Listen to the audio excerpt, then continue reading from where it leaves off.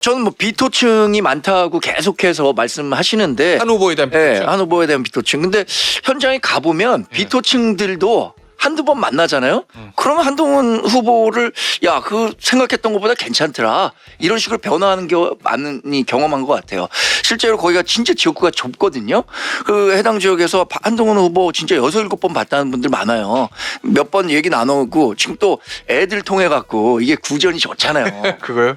부모님들한테 얘기하는 것도 그렇고 한동훈 유세 현장 중에 저도 한동훈 같이 되고 싶어요 막 이렇게 얘기하는 애들도 봤어요 제가. 예. 그런 거 보면은 만나는 횟수가 늘수록 그 비토층도 마음을 돌릴 가능성이 크다. 전 남은 10일 동안에도 한동훈 후보가 더 지지율을 올릴 가능성이 크다고 봐요. 현장 분위기는 뭐 유튜브를 통해서 많이 보실 텐데 저는 공교롭게 또 토요일 5시에는 집중 유세가 예. 구포시장에서 한동훈 캠프 하정우 캠프가 한 200m 차이밖에는 안 두고 그걸 했어요. 거기가 지역과 좁긴 좁은가 봐요. 자주 이렇게 마주치는 굉장히 좁아요. 근데 그걸 보면 확실한 바닥 민심은 이제 넘어왔다고 봐야 돼요. 물론 뭐 한동훈 후보는 외부에서 온 사람들이 좀 있다. 저는 그건 뭐 당연히 인정합니다. 워낙 팬덤이 있으니까. 그럼에도 불구하고 모인 숫자만 놓고 보면 예.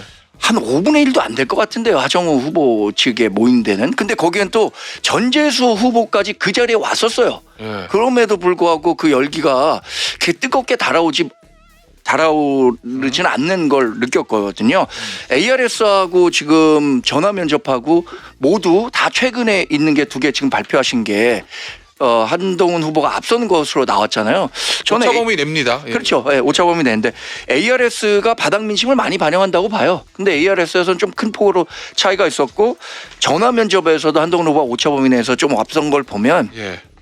일정 정도 방향성은 잡혔다. 근데 여기에 자만하지 않고 한동훈 후보가 끝까지 바닥 민심 끝까지 챙겨야겠죠. 최근에 하정우 후보 관련한 것을 보면 행보를 보면 하정우 후보도 지금 이 상황이 그렇게 좋지 않다는 걸 본인이 자각하고 있다는 걸 우리가 알게 된다. 이 말씀을 꼭 드리고 싶은 게 김어준 씨 방송에 특정 방송 얘기해서 죄송하지만 이틀 연속 오늘까지 출연을 했단 말이죠. 네.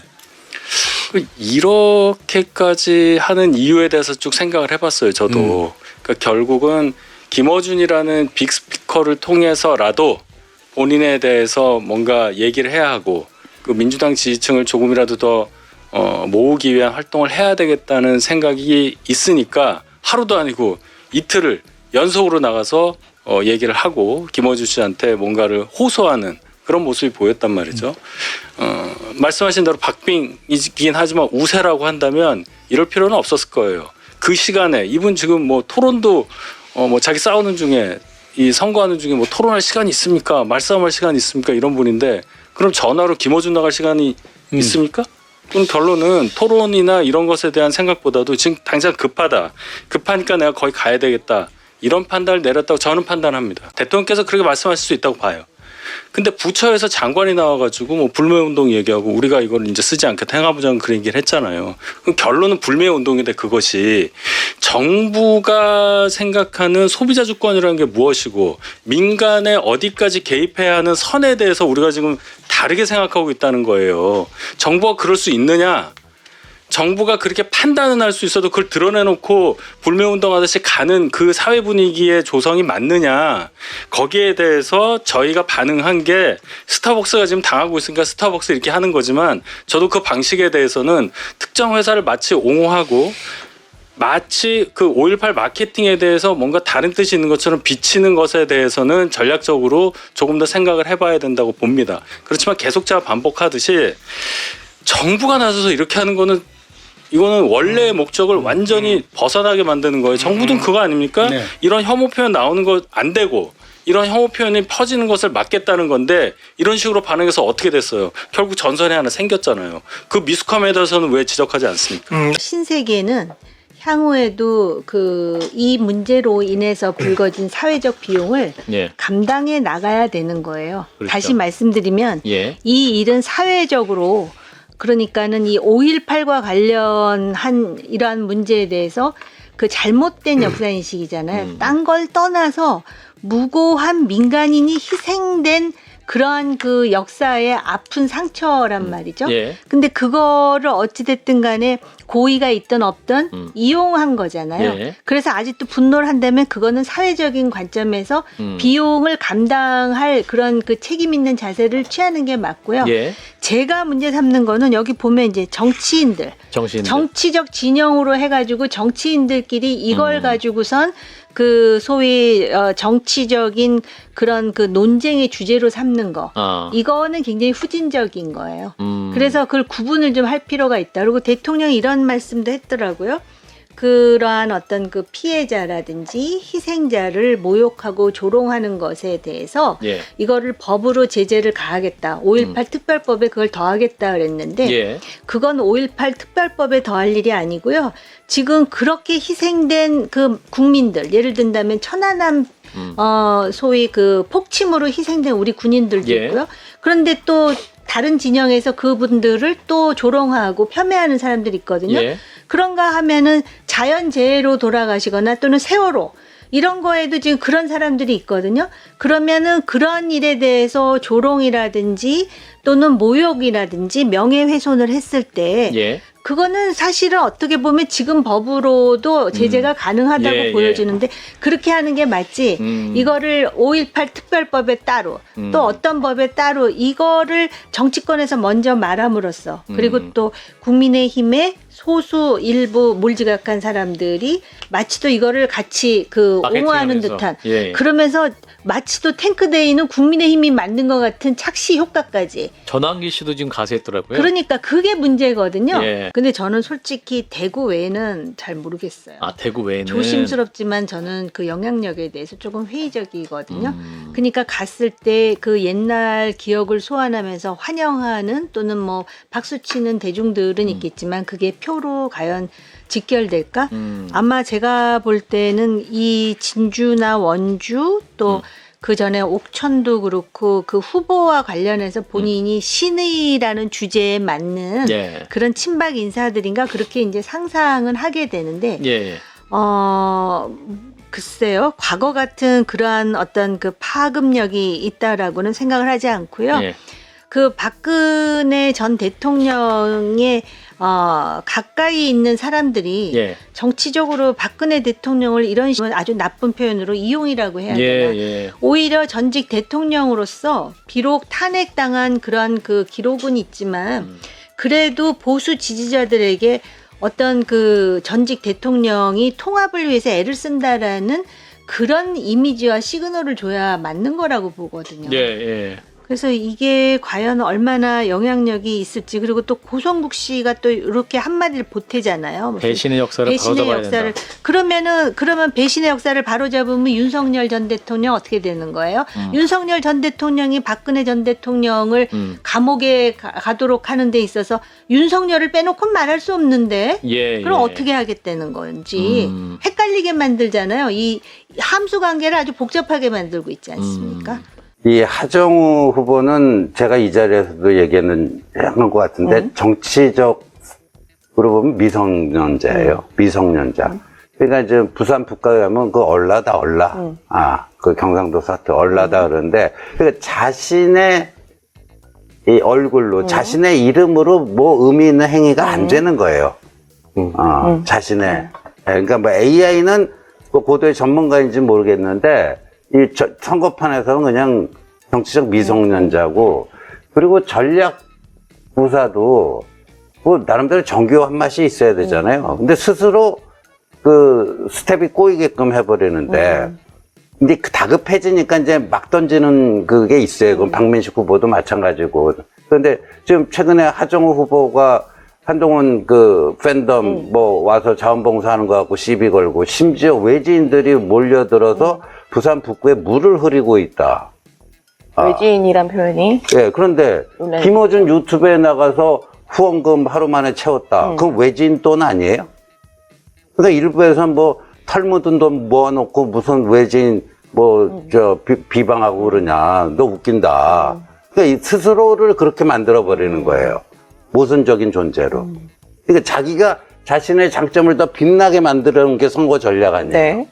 근데 상대방 때리다가 자기가 상대방 때린 그 논리로 똑같이 되치게 당할 이런 행보를 하는 거예요. 저기 여론조사가 자기에게 불리하게 나오면 뭐든지 이제 그 여론조사의 공정성, 그 객관성, 거기에 문제가 있다라고 흠집을 내야지 그런 거고, 특히나 지금 하정우 후보 측도 그렇고요, 박민식 후보 측도 제가 북값 현지에 가서 이제 귀동냥을 해보니까 네. 이게 지지자들 사이에서 동요가 많이 생기는 거예요. 그리고 일부 이탈도 하고요. 예, 근데 지지자들이 동요를 하게 되는 원인 중에 하나가 여론조사 결과 아니겠습니까? 네. 아이고, 박민식 택도 없이 이제 완전 꼴찌로 완전히 그냥 굳어버렸네. 하정우 뭐 처음에 1등 하는 줄 알았더니 완전히 엎어졌네. 아유, 갈수록 또 격차가 벌어지네. 뭐 이러면 지지자들이 이제 동요하는 거거든요. 그러니까 그 동요하는 지지자들을 좀 진정시키기 위해서라도 이 여론조사가 좀 문제가 많다라는 거를 강하게 때려야 되거든요. 그래서 똑같아요, 지금. 하정우, 박민식이 여론조사 뭐 표집 과정에 문제가 있다. 근데 하정우 초반에 자기 1등 나오는 거 갖고 한마디라도 했어요? 안 하잖아요. 그러니까 여조 갖고 징징대는 건 주로 자기에게 불리하게 나왔을 때 하는 그런 모습이에요. 부산 북구를 놓고 보면은 예. 한동훈 후보가 하정우 후보한테 상당히 뒤떨어져 있지 않았어요. 예. 근데 선거가 계속 진행되면서 한동훈 후보가 계속해서 올라가고 하정우 후보는 정체 상태에 놓여 있다 이러네요. 예. 그 선거의 흐름이 그렇게 가면은 상승세에 있는 사람이 결국은 될 수밖에 없어요. 지금 말씀은 이제 상승세. 저는 나는 그걸 갖다 내 경험상으로 경험상. 얘기를 해드리는 거예요. 근데 보수표가 이제 박민식 후보랑 나뉘어지고 아니, 보수 중에서 근데- 반 한동훈 정서가 있는 표심도 있기 때문에 한계가 있을 거다는 지적도 아니 있거든요. 잘 아시다시피 예. 지금 국민의힘 지지자들이 다들 단일화를 하라는 것이 압도적이잖아요. 예. 근데 결국 가서 저희 국민의힘의 후보가 그거를 거부를 하기 때문에 결국은 유권자가 투표로다가 단일화를 갖다 시켜줄 수밖에 없어요. 결국은 한동훈 후보 쏠림으로 나타날 것이라고 보시는 그렇게 된 거죠. 이번 지방선거라고 하는 것은 사실은 윤석열 대통령이 개임 이후에 탄핵을 받고 탄핵 이후에 새로운 정부가 탄생을 해가지고서 지금 그 이후에 실시되는 선거 아닙니까? 예. 그러니까 선거 분위기 자체가 어떻다고 보는 것은 이미 확정되어 있는 상황이에요. 거기에 어느 뭐 특정인이 나와서 조금 뭐 조력을 한다고 그래서 선거의 기본 틀이 변화하거나 난 그렇지 않으라고 생각을 해요. 예. 나와도 큰 의미가 없을 거다. 예, 내가 보기에 사실은 뭐 박근혜 대통령이 과거서부터 뭐 선거의 여왕이라 이렇게 많이 지칭을 갖다 했는데 예. 뭐 대표적으로 2011년도에 서울시장 보궐선거에 보면은 그때 나경원하고 박원순과 경합을 할 때예요. 예. 그때도 사실은 박근혜 당시에 의원께서 처음에는 뭐 선거에 직접적인 개입을 안 하는 척 하다가 결국 가서 선거에 열심히 개입을 했어요. 예. 그래도 결국 가서 박원순한테 나경원이가 치고 마는 거 아닙니까? 그러니까 사실 뭐 국민의힘의 입장에서 지금 선거를 막판에 와가지고서 참 어려우니까 지금 박근혜 전 대통령까지 어떻게 동원을 하는 그런 모습을 보이고 있다고 생각을 하는데 지금 현재 전반적인 선거의 추세로 봤을 적에 어느 특정인이 크게 영향을 미칠 수 있는 그러한 선거는 아니라고 봐요. 지금도 야당이 사실은 이번 선거를 앞두고 정상적인 정당으로서의 모습을 보이지 못한 거예요. 예. 지금 뭐 처음서부터 계속해서 갈등 속에 빠져가지고 지금도 역시 그 갈등을 해소를 못하고 있는 거 아닙니까? 예. 아주 대표적인 것이 지금 장동혁 이 국민의힘 대표가 예. 가장 중요한 선거인 서울시 선거에서 역할을 전혀 못하고 있지 않아요. 후보랑 동행해서 유세를 못하죠. 서울시장에 출마하고 있는 오세훈 씨 쪽에서 그 캠프에서 장동혁 씨가 나와서 뭐 도와준다는 것에 대해서 별로 달갑게 생각하지 못하고 있는 거 아닙니까? 예. 그러니까 당이 지금 전국적으로 봤을 적에 별로 단합한 모습을 보이지 못하기 때문에 예. 뭐 정당으로서의 신뢰를 완전히 나는 잃어버린 상태에서 선거가 진행이 되고 있기 때문에 내가 보기엔 뭐 선거 결과가 처음에 예상했던 것보다 그렇게 큰 차이가 나오지 않으라고 나는 봐요. 뭐 여론조사 숫자로도 판단할 수 있겠지만 박림식 후보가 더 이상 이제 한동훈 후보의 표를 잠식한다든지 예. 아니면 뭐 다른 표를 가지고 올 수 있는 상황은 아니라고 봐요. 예. 지금 선거라는 곳을 떠나서 뭐 시간이 몇 시간인지는 모르지만 선거구가 아닌 지역에 가서 박 전 대통령 만나고 오는 그 장면도 굉장히 상징적이에요. 30km나 가가지고. 선거가 잘 안 되고 있고 이 뭐 방법이 없다는 의사표시잖아요. 하긴 지역구를 떠나는 게 이례적이긴 하죠. 우리가 지방선거 앞두고 미국 간 장도혁 대표를 얼마나 비판했습니까? 그게 갈 상황이냐라는 얘기를 했는데 지금 딱 그거예요. 제가 선거 참모면 오시게 해야지 가서 만나는 거 의미가 없다는 얘기를 굉장히 많이 할 거예요. 시간상. 예. 그다음에 하정 후보도 마찬가지죠. 김어준 방송에 3번이나 나갔다는 건 내가 지금 안 되고 있고 지지층 결집조차 안 되고 있다는 그냥 드러내는 거잖아요. 예. 그 왜 그런 행동을 하는지 모르겠어요. 박원석 말씀하신 대로 도움이 돼요? 김어준 뉴스공장 듣는 사람들은 무조건 하정우 찍어요. 북한에 계신 분은. 근데 거기를 나가서 한다는 얘기는 나 지금 안 되고 있어요라는 거를 그냥 드러내는 건데 왜 상대한테 그런 정보를 줍니까? 우리가 앉아서 그냥 보는 건데. 그 막 던지는 전략. 그러니까 시간이 얼마 안 남았잖아요. 박민식 후보의 경우에 아마 나경원, 김민전이 나서면은 굉장히 도움이 될 거라고 생각을 했는데 이 두 여성 정치인이 왜 그런 실언을 했는지 좀 이해가 안 가요. 저 딴 거보다도 북값을 버렸다라는 말이 아마 북값 주민들에게는 확 와서 꽂지. 그것도 2번이나 얘기하는데 명색이 중견 정치인이 어떻게 말을 그렇게 못하지 싶은 생각이 들고 김민전은 제가 볼 때마다 재발견이에요. 원래 이런 그러니까 그 표현이 그런데 과거의 김민전하고 많이 달라서 참 적응하기가 힘들다고나 할까? 그러니까 오빠 많아요 자, 여기 그랬던가? 젊은 오빠들 많아요. 잘생긴 오빠. 잘생긴 죄송합니다. 오빠? 잘생긴 오빠들 많아요. 그 표현은 정말 저는 안 좋게 들었어요. 그리고 지금 젊은 대변인들 나올 때마다 제가 어떻게 젊은 사람들이 아직까지도 저런 생각을 할까? 이게 본인의 어떤 사고 구조인가?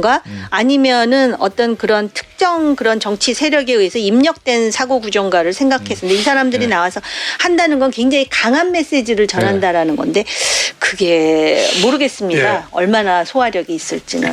하정 후보가 많은 준비를 하고 나오려고 각오는 상당히 다지고 나온 느낌은 들어요. 예. 근데 이제 강하게 단호하게 나선다는 것과 화를 내는 것과 구별이 안 가는 상황인 걸로 좀 보입니다. 지금 보면 화난 사람 같아요. 그래서 메시지가 전달이 잘 안 되고 질문에 대해서 즉답하는 데서 좀 시간이 걸리잖아요. 소위 예. 말하는 버퍼링이 있다는 거는 준비가 안 돼 있다는 얘기죠. 그 바로바로 나오면서 뭔가 유연한 모습을 좀 보여줘야 되는데 저 본인이 예상한 질문이 아니더라도 그런 모습은 안 보여서 어떤 면에서 하정 후보가 본인의 어떤 뭐 독자적인 후보로서의 모습이라든지 이런 거를 확인시켜 주는 데는 성공했다고 보기 어렵다. 예, 요 정도로 보겠습니다. 제가 보기에는 이번 선거가 끝나면 장동혁 대표, 그 국민의힘에서는 장동혁 대표 그리고 윤호개인 부정선거 세력은 아마 결정적 타격을 입게 될 것이고 심하게는 아마 몰락할 수도 있다라는 생각이 들고요. 그다음에 민주당에서는 정청래 후보 대표가 상당한 타격이 불가피할 것이다 이렇게 보여져요. 그래서 그 미래는 국민의힘 같은 경우는 오랫동안 뭐 그동안에 그 비상계엄 이후에 그 공격을 받고 실현에 빠져 있었지만 보수 재건이 시작될 것이다.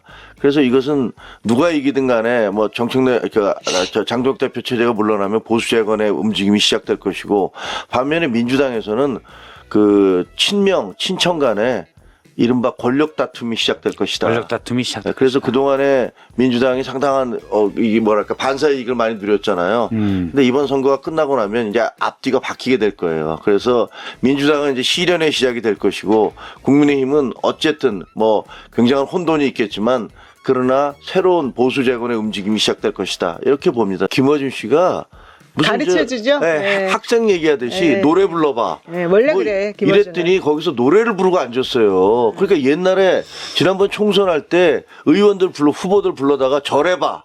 그러니까 거기서 큰절해서 그게 여태까지 사람들로부터 조롱받고 있는 거 아닙니까?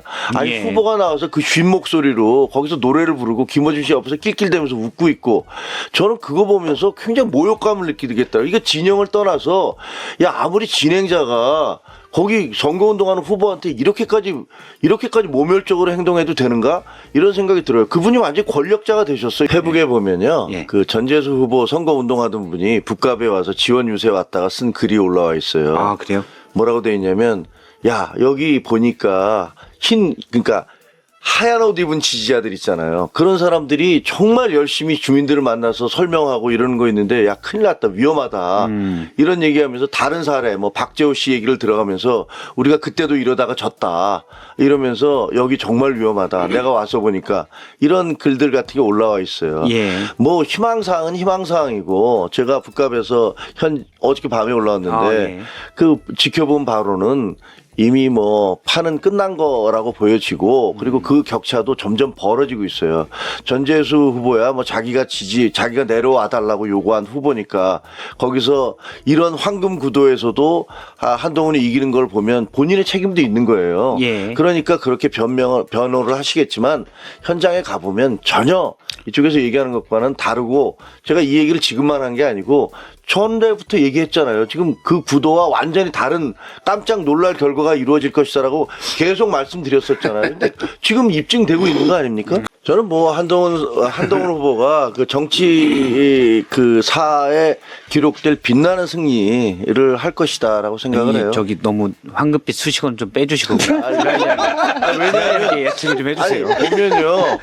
그 하정우 후보는 처음부터 이재명 대통령과 정청래 후보의 후광, 대표의 예. 후광 이런 걸 받고 전재수 후보의 지지 이런 걸 온팍 받고 와서 처음부터 올 때부터 30%대였어요. 예. 그래서 잠깐 이 사람이 좀 잘하지 않을까 해서 37%, 9% 뭐 이렇게까지 올라갔었어요. 예. 그 다음에 박스권에 갇히더니 다시 떨어지기 시작하고 있어요. 이게 본인의 어떤 역량이라든가 능력 이런 것들이 그냥 드러나면서 저 사람 아니구나라는 것들이 확인됐던 것이고 그다음에 박민식 후보는 또 장동혁 지도부로부터 완전히 이른바 기름 부음을 받은 자 뭐 예. 이렇게 된 거 아닙니까? 윤호개인의 전폭적인 지지를 받았어요. 지금도 보면요 거기서 그 자유대학이라든가 그 청년들이 내려와서 선거운동 해주고 있고 예. 그다음에 무슨 우리공화당 소속으로 보이는 뭐 그런 얘기들이 막 쫙 퍼져 있더라고요. 갑작스럽게 그 자원봉사자들이 하나도 없다가 막판에 막 내려왔는데 그 사람들이 뭐 우리공화당 소속이 아니냐라는 그런 의혹들이 제기되고 있는데 그런 면에서 양쪽 모두의 어떤 그런 현직 대통령과 현직 당대표와 이런 쪽에 지지를 받고 있는 두 후보와 맞서서 예. 그리고 3자 구도에서는 도저히 이길 수 없다라는 평론가들 다 그렇게 얘기하셨잖아요. 근데 그게 뒤집어져서 격차가 엄청 벌어지고 있어요. 이거는 제가 보기에는 정말 이렇게 되면 이게 우리가 예상했던 것과 전혀 다른 그런 빛나는 승리라고 밖에 얘기할 수 없어요. 네. 그 하정우 후보는 완전히 선거 전략 미스예요. 왜요? 선거 전략 미스를 이분은요 처음 내려올 때부터 다른 후보들이 10%, 20% 초반 뭐 이럴 때 30%대로 시작을 했어요. 왜냐하면 이재명 대통령과 정청래 대표가 잔뜩 거품을 만들어서 이쪽에다 보내줬거든요. 그래서 내려온 다음에 한 일주일 열흘 지난 다음에는 거의 40%까지 올라갔었어요. 기대감 때문에. 그런데 이 기대감이 완전히 무너져 내리기 시작한 거예요. 한 번도 그 이후에 올라가는 적이 없어요. 계속 떨어져 내려가요. 박스권에 있든가 아니면 떨어져 내려가는데 왜 그러냐면 이분은 이 선거는 아무리 이재명, 정청래 뭐 이런 분들, 전재수 이런 분들이 자기 후광에 있다 하더라도 본인이 치르는 거예요. 근데 본인의 것을 내세우는 게 아니라 전부 다 다른 사람들 이재명 대통령이 저를 뭐 어떻게 해줄 겁니다. 그다음에 정청래 씨는 빠졌어요. 왜냐하면 오빠 파동 이후에 아예 이분은 이제 아웃시켜버리고 재수 형님이 이 자랑스러운 재수 형님이 저를 도와줄 겁니다. 지금 이동학 최고 얘기한 대로 재수 형님 있으니까 내가 여기 돼야 됩니다. 이거거든요. 이게 잘 안 먹히니까 나중에 김어준 쇼와 매불쇼에 매불쇼는 매일 나간 건 아니지만 연속으로 나가면서 이제는 김어준 매불쇼에 기대해서 형님들 저 좀 도와주세요. 이런 식으로 나오고 있어요. 이분은 자기 공보물도요. 자기 얼굴이 있는 게 아니라 자기는 등밖에 안 보이고 얼굴 사진이 전재수 씨가 앞으로 이렇게 서로 껴안고 있어서 뒤에서 찍어서 자기는 없어. 그리고 이번에 사전 투표할 때도 전재수 씨하고 같이 나가서 둘이서 찍었어요. 그러니까 제가 유권자라도 야, 저 사람은 도대체 뭐야? 아니 도대체 이재명, 정청래, 전재수, 김어준, 매불쇼 이런 데 아니면 자기 수순을 쓸 수가 없는 거야? 그러니까 부산에서는 가보면 그 부분에 대해서 부산 이게 어르신들이 하는 얘기가 야 얼라이가 얼라드만 얼라 이런 얘기를 하는 거예요. 그 자기 얘기를 해야 될 거 아니에요. 근데 맨날 얘기해서 재수 형님 자랑스러운 우리 재수 형님이 저를 도와주실 겁니다. 대통령이 저를 도와주실 겁니다. 이렇게 제가 보기에는 완벽한 이거 선거 이렇게 하면 안 된다라는 것들을 보여준 전형적인 사례인데 그러다 보니까 30%에서 시작돼서 30몇 %에서 시작돼서 결국은 박스권에 갇혀서 뒷걸음질 치고 있는 이 기현상이 벌어지고 있는 그런 후보다. 이거는 기본으로 후보 선정이 잘못됐고 그리고 이 후보의 그 선거 전략도 제가 보기에는 거의 낙제점이다. 제가 현장에 가서 벌써 느낀 건 그래요. 저는 개인적으로는 그 현직 대통령은 물론이고 전직 대통령이 선거 때 이렇게 나서는 거 완전히 잘못된 거라고 생각합니다. 왜냐하면 전직 대통령들은요 국가 통합의 상징이어야 돼요. 물론 누군가 뽑힐 때는 현재 정치 시스템에 의해서 어떤 당의 당적을 가지고 뽑힐 수밖에 없어요. 그렇지만 통치가 끝나고 난 다음에는 이 사람들은 그 국민을 통합하는 상징으로서 작동을 해줘야 되지 국민을 갈라치게 하는 그리고 그것을 국민들의 정치적인 어떤 그 활성화를 위한 도구로 사용돼서는 안 되거든요. 그래서 문재인 대통령이 부산에 나갔을 때 지난번에 총선에서 부산에 나갔을 때 비판을 했던 것이고 저런 식으로 하신 게 도움이 될까? 근데 아니나 달라 부산에서 사실은 민주당이 폭망했어요 그때. 그게 상당히 그 문재인 대통령이 가서 했던 것이 마이너스다라는 지적이 많이 있었어요. 근데 지금 박근혜 전 대통령이 갑자기 느닷없이 등장해서 이렇게 전국을 다니시는 게 이게 선거에 도움이 되나? 라는 정말 의구심이 들어요. 예를 들면 뭐 대구 같은 데 가서는 아무래도 향수도 있고 그 박정희 대통령의 따님이고 그러시니까 그런 부분에 대한 또 안타까움이 있어요. 사실은 지금 따져보면 저분이 진짜 탄핵할 정도였나? 라는 생각들이 있단 말이에요. 그런데 지금 나서서 이렇게 뭐 특정 후보에 대해서 명확히 그 입장이 보이는데 그렇게 행동을 하시는 게 지지하면서 전국을 순회하시는 게 이게 과연 옳은 건지. 그리고 대통령이 이거는 좀 법적인 문제가 있는 것 같아요. 뭐요? 아니 투표장에 들어가서 투표용지를 갖고 나와요? 그래서 보여주고 물어봐요? 이게 변호사를 했다는 분이 그렇게 행동을 한다는 게 일반적인 아무런 법률적 지식이 없는 사람도 그렇게 행동 안 합니다.